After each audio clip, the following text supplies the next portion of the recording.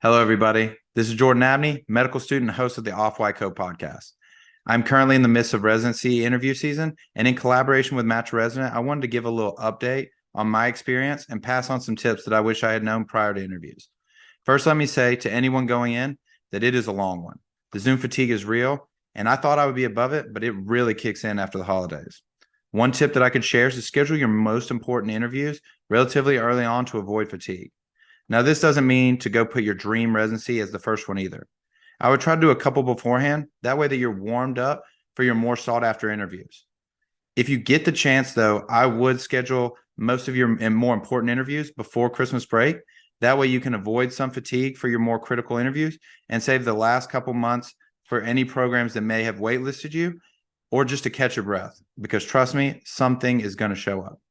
Another thing that has helped me is taking notes after each interview.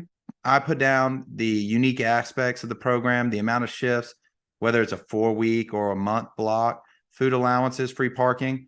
Every program is different. And so I found that the best way to keep a record of that is to write down the basics, as well as putting a short summary about how I felt after interview day.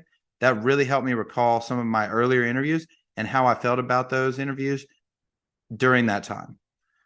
Also, don't forget to rank what is most important to you personally.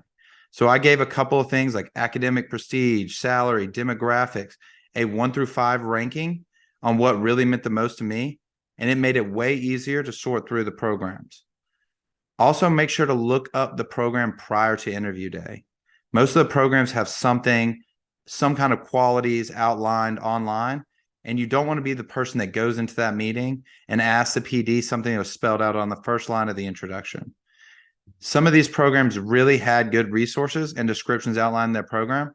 This can be helpful for most interviews, especially in the virtual time that we live in. I found that it was better, though, to cross-reference the program with a couple other residency search engines like Match a Resident or Frida.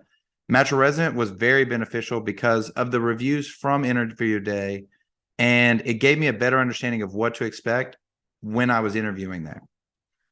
Also, I want to say, do not be discouraged if you're an international medical graduate. I go to St. George's University in Grenada, and I have not felt any prejudice. I will say, though, that coming from an international medical school, you have to be more proactive reaching out to other programs that you want. Do not feel embarrassed to reach out or discouraged if they don't respond. There are plenty of programs looking for residents like you, and you only have to find one. And that's pretty much it. I am still currently going through the interview process now, so hopefully by the end of it, I'll let you know. I will also say that now that I'm around the second look time, go on as many second looks as possible. That can be very helpful for showing you a program, especially if you did an online interview. So go do that, take notes, go to second looks, and honestly, just relax because the hard stuff is about to begin. So thank you, everybody, and hope this video helps out.